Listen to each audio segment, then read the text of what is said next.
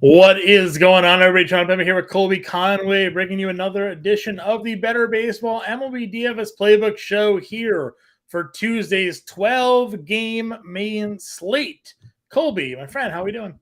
Doing good, doing good. Another week of the NFL season has passed. We're in the fantasy baseball playoffs. Maybe some leagues are in the championship, or if you're in season-long roto leagues, we're just down the stretch run. Yep. And this is a tough time for DFS, John. I'll be honest, because we got opener after opener, long relief, more than it seems like. Especially coming down the end of the stretch here, it's going to be more and more. So really got to dive into the numbers and the matchups on these slates. Yeah, 100%. And you start seeing some guys get sat, rested, shut down for the year, things like that started coming down. For teams that are no longer competitive, they give some of the younger players more playing time over some of the veterans to see what they could have. And you mentioned some of these starters may start seeing themselves having some limitations for teams that are getting ready for their playoff run. So a lot to talk about today. We got 12 games. Those of you who are joining in now, if you have any questions for tonight, feel free to throw them in chat. Colby and I are more than happy to help you guys tonight and answer your questions if you got them. Before we do break down the DraftKings main slate, a quick shout out to our friends over at RT Sports. If you go to rtsports.com/alarm, promo code alarm23, new users will get that 100% deposit match up to $200. You can click the QR code, scan the QR code on the screen, or go to rtsports.com/alarm to take advantage of everything that is going on over at RT Sports. So let's go take a look now at the DraftKings main slate for this evening. Here again, 12 games on the board. Quick look. I know when we did the podcast show this morning, we maybe had a little worry about some weather forecasting, but nothing overly concerning. Could see some rain to start in the Pittsburgh-Chicago game. Same thing around the Cleveland-Kansas City game. Could be some early rain around there, but overall not expected to be too much of an issue when it comes to playing time. We do have wind right to left in Chicago, so maybe a little boost to some bats there, but overall no real danger of a washout at worst, maybe an early delay, but should be good to go from there. Yeah, and it's one of those things too, like with the games that do have some of the weather, really Javier Assad, the only pitcher that we'd probably be somewhat interested in doing. So bats for that, I'm not really worried about. I think we can play them as usual. And if you are going to go with Javier Assad as one of your arms, you can do it. I think we'll be okay. But I don't think you'll have to go all the way down to Javier Assad with the pitching options tonight. I would agree with you. Definitely much better pitching options on the 12 gamer than we had on the Monday 8 gamer.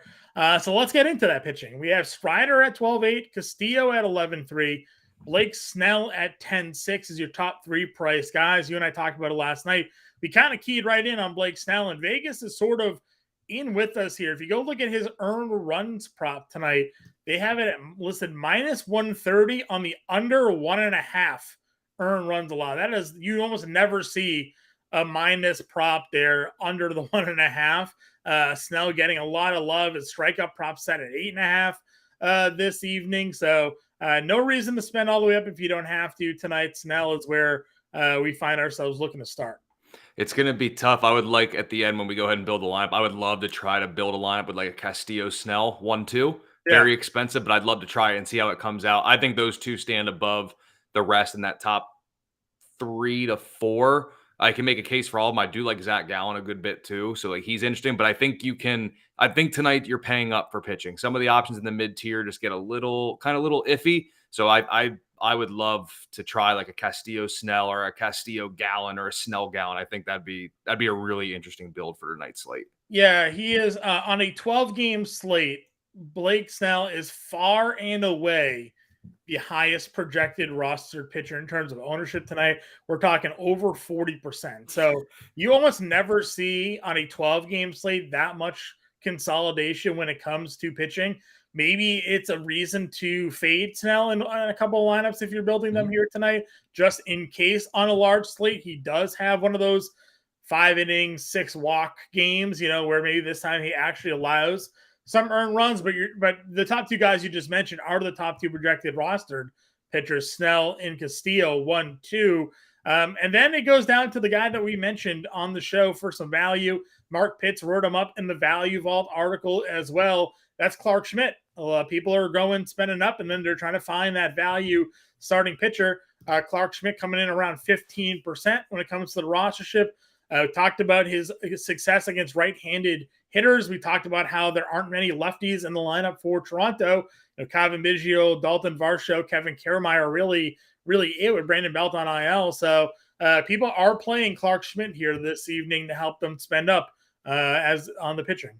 Well, and those three lefties that you mentioned are the only ones that crack the lineup. And it's one of those things when you look at with how bad Dalton Varsho has been this year, Kevin Biggio has a longer track record of not being as great in the majors than he is being pretty good. And Biggio's hitting 4th, Varsho's hitting 6th, Kiermaier's hitting 9th. So despite Toronto knowing the struggles, they just don't have the lefties to run out there. And they're going to send Biggio out hitting cleanup. Varsho's going to hit 6th. And if Clark Schmidt can handle the righties, which is, 2/3 of this lineup, he's going to be just fine. I do think the Yankees will give him a couple runs. His chances for a win tonight are not all that bad. So with his price point, it's hard for him not to be the top value arm. Yeah, everybody's going there. And then surprisingly enough, though, everybody's playing Castillo as well. Blackburn is right behind him. We talked about Paul Blackburn, his success.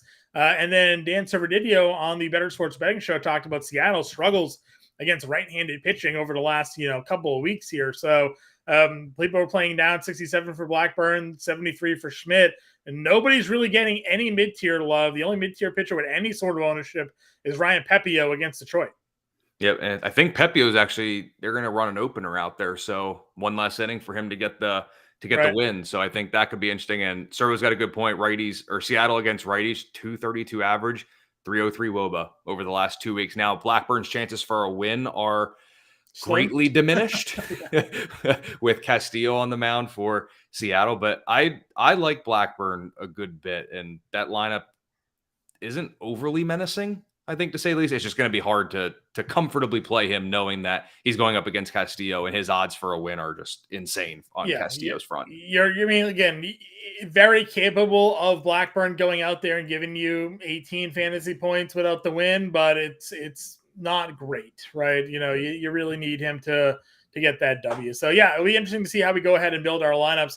Just for the talking point here, if you wanted to go Castillo style, that gives you 3,500 a play to keep in mind as we go across these positions and where we may be looking to go. We haven't even mentioned Spencer Strider. So he is the top price pitcher. Nobody's really getting to him here on the slate. He is currently, where is he? I don't even see him on the projections here. He's like that low. Like nobody is playing Spencer Strider tonight. So talk to me about your thoughts here. Any interest at all on Strider here at 12.8? I mean, it's not often that you get Strider at a real low ownership. I think he's going to be like 3%. Yeah, you play a 3% Strider? I think you almost have to. I mean, you can look over the last 2 weeks. I mean, like Philly does have a 203 ISO against righties, and their 801 OPS is 5th best. Sure. But they're still striking out 24% of the time. And it's one of those things where, like, I'm a sucker for numbers. Don't get me wrong. I can sometimes be a victim to the numbers. But at a certain point, like, talent's going to play. Mm-hmm. And, like, how many – I mean, Snell's on this slate. Castillo's there too. But, like, not many dudes in this game have 15-plus strikeout upside. Right.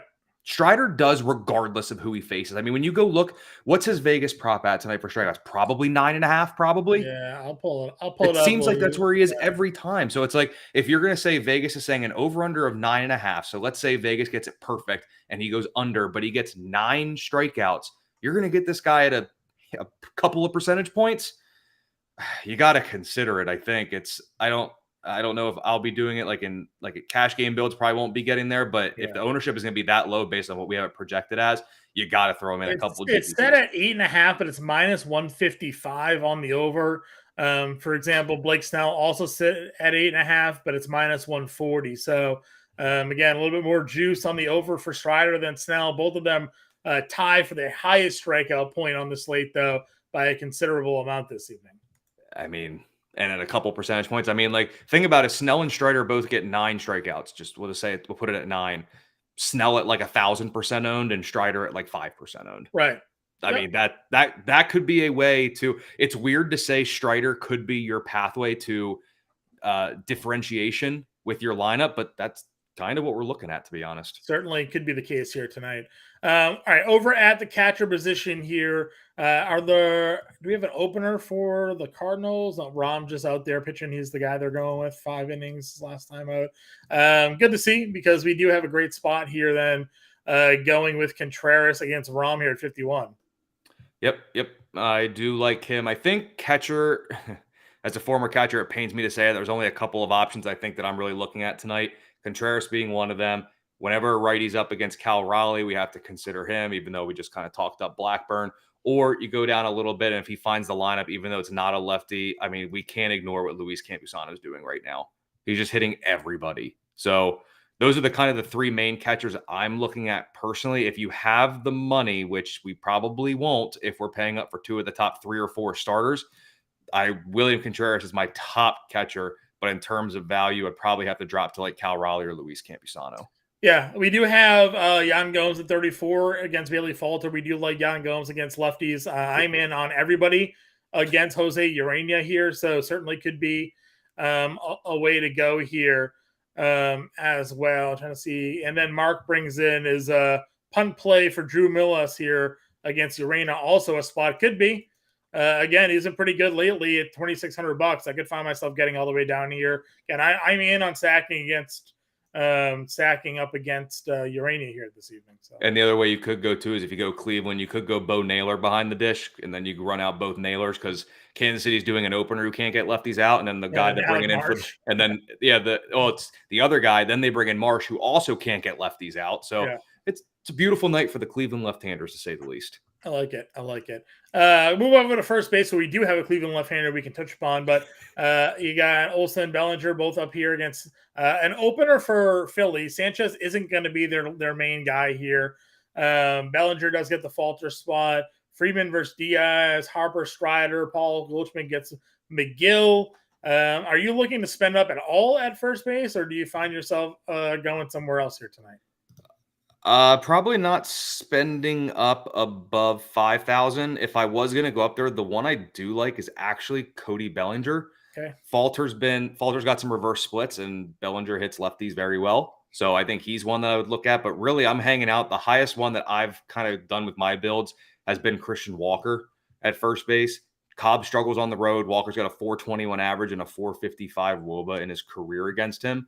So if you do want to look at a couple Diamondbacks against Cobb on the road where he's worse, I think you could go to him.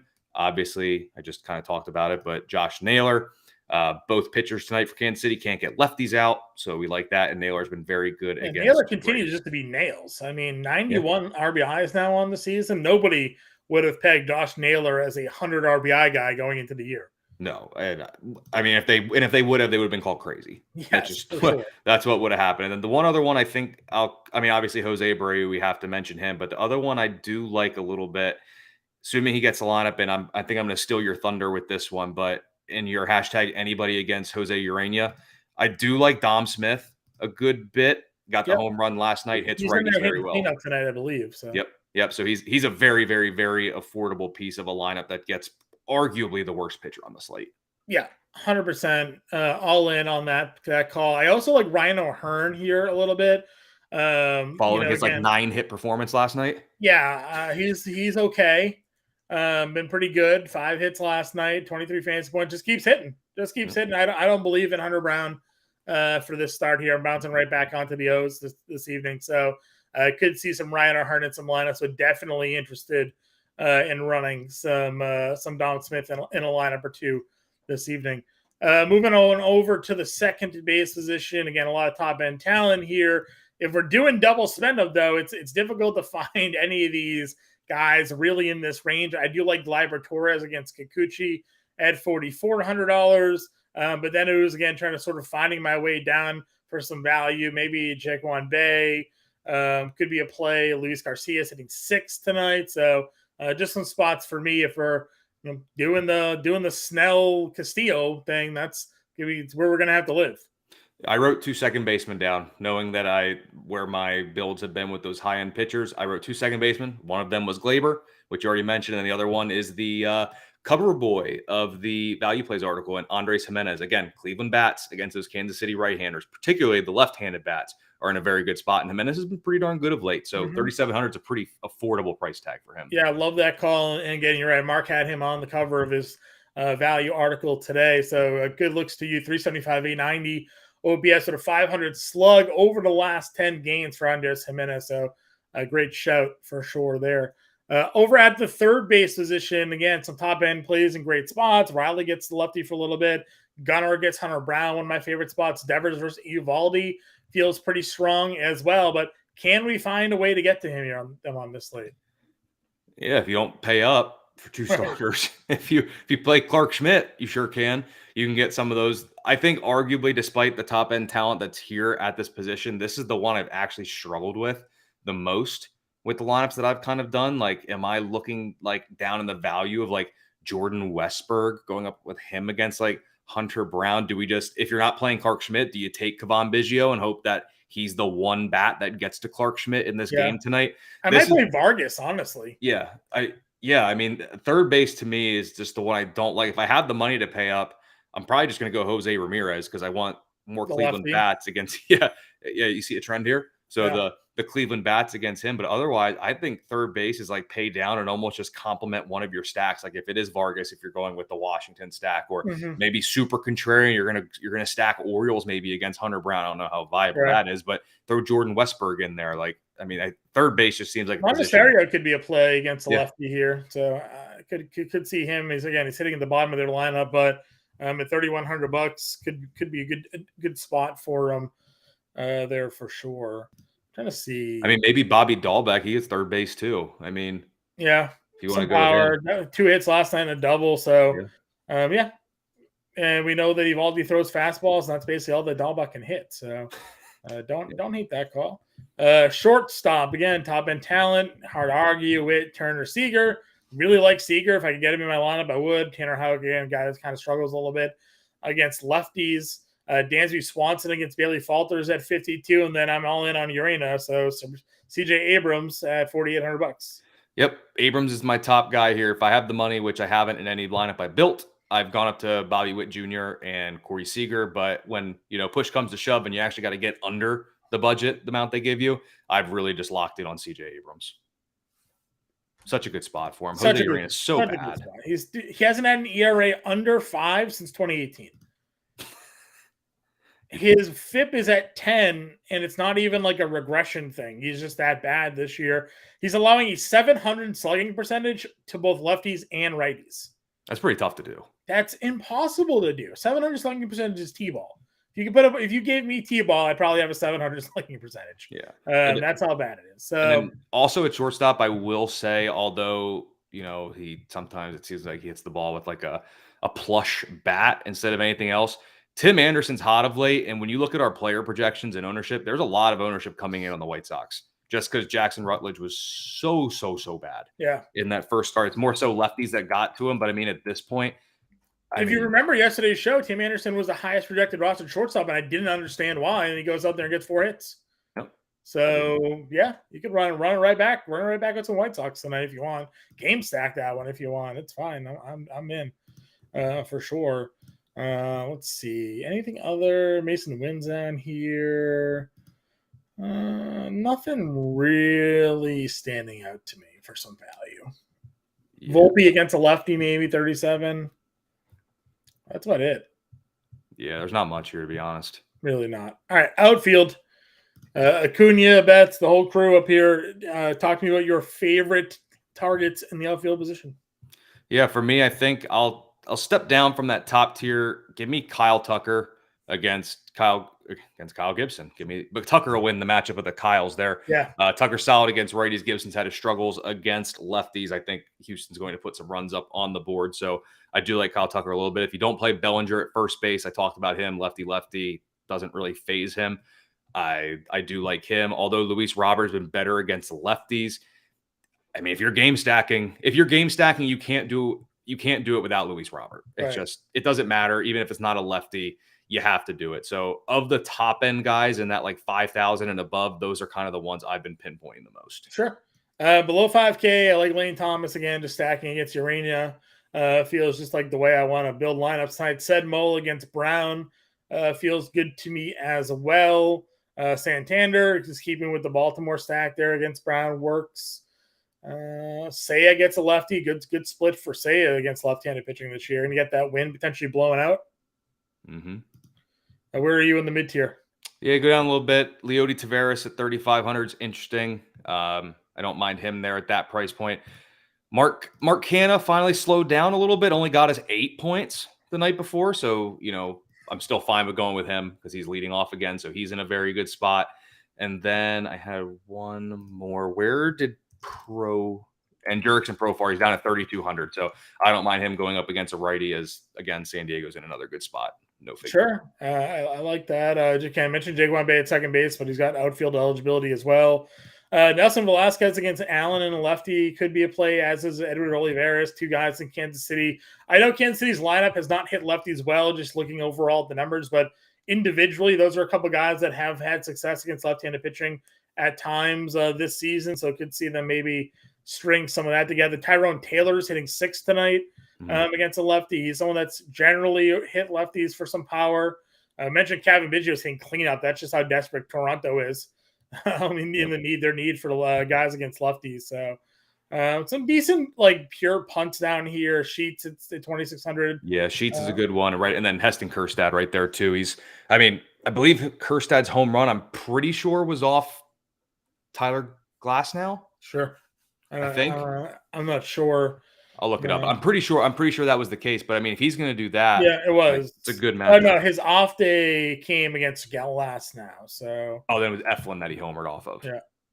It was homered on the Friday start. So, interesting. So yeah, listen, I'm fine with Kjerstad. That's not a bad spot again. I'm against Hunter Brown. So give me $2,600 Kjerstad there in the outfield. I'm good. Yep. What's your home run call for the evening here, sir? My home run call for the evening, I will go with Kyle Tucker. Kyle Tucker. And here I thought you were going to go with the Cleveland lefty. I did. I was thinking about it. I did Lane Thomas on the Better Sports Betting Show plus 550, so I'll stay consistent with that there. My favorite stack of the day will be Washington. There'll be your value stack. Where are we on our top stack tonight, Colby? What's the top overall stack of the evening? Oof. I'm kind of torn between Washington and Cleveland. Okay. Trying to go through these other games, and they're not jumping off the page as much.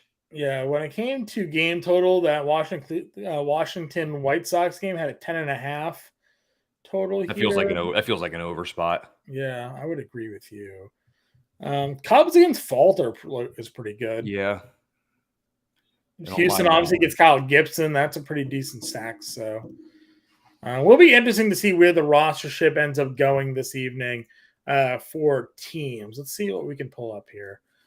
You'll see a ton of White Sox if you're going to look over at our projected ownerships. Yeah, White Sox obviously going to be right there. Let's see.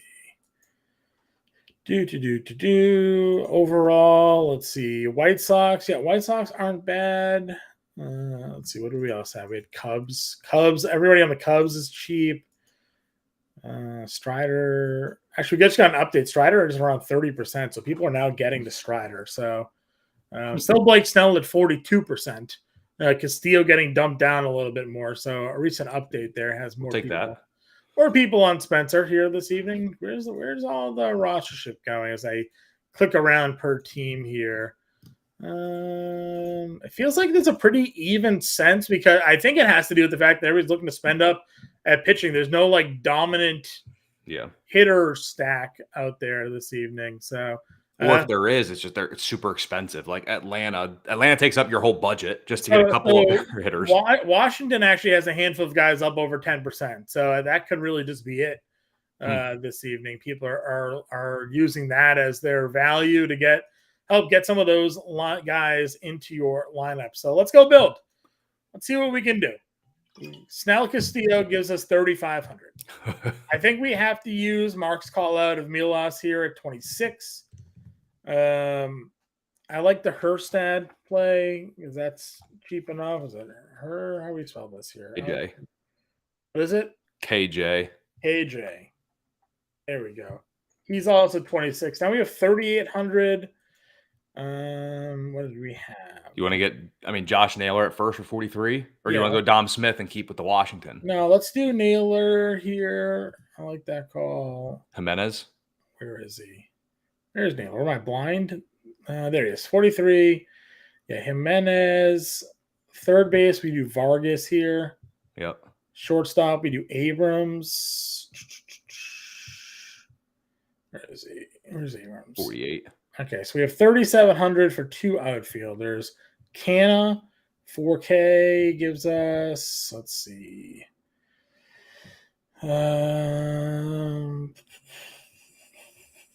You love O'Hearn. I like O'Hearn there. So that gives us an extra $500 to play around with if we wanted to. If we wanted to find a way to spend $500. What did that get us? Anything? I get us Walker. Gets Christian Walker. You like Christian Walker? Yeah, I don't mind him. Would you rather Naylor? Actually, let's keep the Cleveland stack. I would keep the Cleveland stack. Let's keep the Cleveland stack together here. Will this get us a top? Nah, not really. Gets us Bichette, but I kind of still want to stick with that. Was there a 3K outfielder? Not really. Okay, we'll keep it where we're at then. We'll keep Herkstad there. We got $500 to play with. You don't have to always spend all the money. So can live there. Snell, Castillo, Milas, Naylor, Jimenez, Vargas, Abrams, Herkstad, Canna, and O'Hearn. If we wanted to double spend, you want to build a Schmidt lineup, we'll knock out Castillo here. Yeah, let's go. The try one was Snell and Schmidt.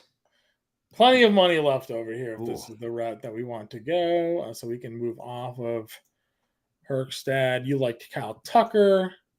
I still liked Lane Thomas. So without even really adjusting the lineup too much, we can get Tucker and Thomas in our lineup here. So that would give us a full-blown Washington stack, a mini Cleveland stack, and then one-offs of Canna and Tucker. Yep, we're using Snell and Schmidt, which I'm still pretty happy when it comes to that lineup. Yeah. So just a couple ideas. What are you thinking, Colby? You got any other pivots you want to make here? Now I'm just curious. Now, if we leave Schmidt, but if we bump Snell up to Strider, now we're 2,100 over. Where would we have to go from here? We probably have to drop one of the outfielders. Yeah, so we can drop them both. Gives us two 4K guys if we wanted to sort of combine. Oh, so then we're right back to that same thing of like Kerstad and. Yeah, we can do Seiya here. And then 4K. Was there like another Cubby that we liked at all? Let's see. Not really. We can, if we plug Canna in at that, you get any additional money to go anywhere? Not really. Doesn't really do too much. Again, you can leave some money on the board, but can definitely still get. I mean, we like Seiya, we like Canna, so you can certainly still play Schneider here and just kind of move some of these guys around. So not bad spot. No, I don't mind. I think when you look at, I think it's one of those things of like, if you're going to do like Schmidt with one of the top guys, your lineup doesn't change all that much. It's just going to be, maybe you have to drop one to just pivot like from there. But I mean, ultimately, regardless of whatever iteration of this lineup that we've really done, we've pretty much stayed steady with some sort of a couple Washington bats, a couple Cleveland bats, and then our one-offs have been the big studs. Yeah. That's what we've kind of done. Yep, I would agree with you there. So again, just an example lineup we put out. Justin Vreeland's on your playbook. That's available to everybody over on Fantasy Alarm. Now, if you're not yet a member of the Fantasy Alarm family, you can go ahead and click the QR code here on the screen or click the link in the description. Go to fantasyalarm.com/win. Get a 7-day free trial when you sign up, which means you'll get all of our content all week for free, including our NFL DFS content here. We had a great week too. A couple of years ago, week 3, we had $1 million winner. The year before that, in week 3, we had a $500,000 winner. So Howard Bender seems to warm up and hit big in week 3 with his playbook. So scan the QR code or go to fantasyalarm.com/win. Get your 7-day free trial. Today, Colby and I, when are you on next, Colby? I think James Rodney's back Thursday. So is this the last time for now that you're making an appearance? I believe so. I think I'm getting put on the injured list, which will end my season here for the live stream. Well, so. If we have to call you up, we'll bring you back. But it's been a great time having you on the show. Appreciate you stepping in, sir. Absolutely. Always a pleasure. Always. All right, guys, get us in Discord. Colby's in there. Find us on Twitter. You know where to get us, and we'll catch you all later.